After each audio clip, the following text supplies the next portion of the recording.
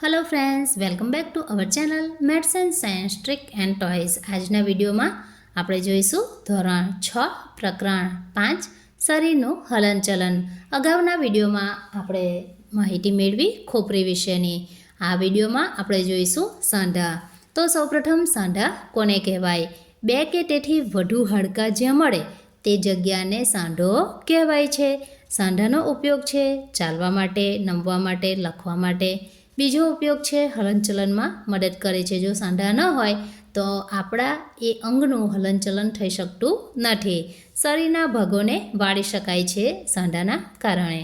તો આ છે સાંધાના ઉપયોગો। હવે જોઈશું સાંધાના પ્રકાર। તો સાંધાના બે પ્રકાર છે, એક છે ચલ સાંધો અને બીજો છે અચલ સાંધો। સૌપ્રથમ જોઈશું ચલ સાંધો। જે સાંધા આગળ હલનચલન થઈ શકતું હોય તેવા સાંધાને ચલ સાંધા કહે છે। આ તરફ છે અચલ સાંધો, એ સાંધાનો બીજો પ્રકાર છે।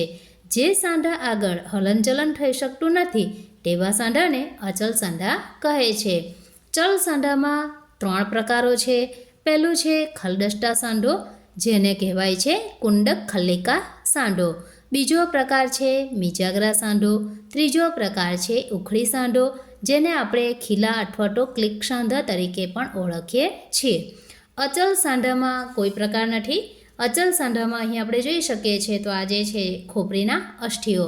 અગાઉના વિડીયોમાં આપણે માહિતી મેળવી કે ખોપરીના તમામ અચલ સાંધાઓ આવેલા હોય છે, ફક્ત નીચલા જડબાનું એક જ હાડકું એવું છે જેમાં ચલ સાંધો જોવા મળે છે।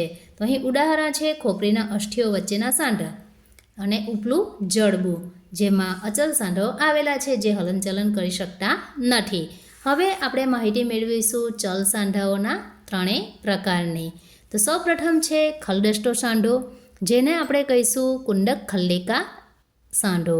જે સાંધામાં એક હાડકાનો દડા જેવો ગોળ ભાગ બીજા હાડકાના પોલાણવાળા ભાગમાં ગોઠવાયેલ હોય છે, જેનાથી સાંધા આગળ બધી જ દિશામાં હલનચલન કરી શકે છે, તો આપણે તેને કહીશું ખલદષ્ટા સાંધો, જે ચારે તરફ હલનચલન કરી શકે છે। ઉદાહરણ તરીકે નીટમ આગળનો સાંધો અને ખભા આગળનો સાંધો। ત્યારબાદ છે મિજાગરા સાંધો।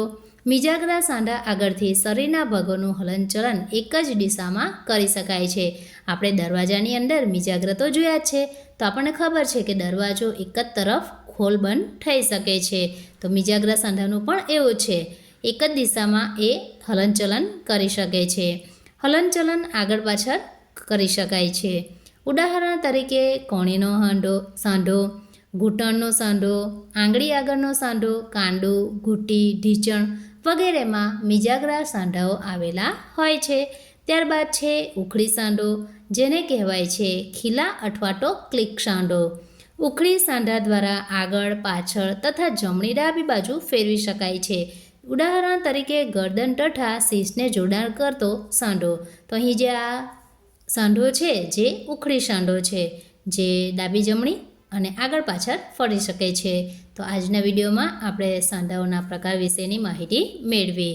સાંધાના 2 પ્રકાર, ચલ સાંધો, અચલ સાંધો। ચલ સાંધાના ફરીથી પાછા 3 પ્રકાર, મિજાગરા સાંધો, ખલદષ્ટા સાંધો અને ઉખડી સાંધો।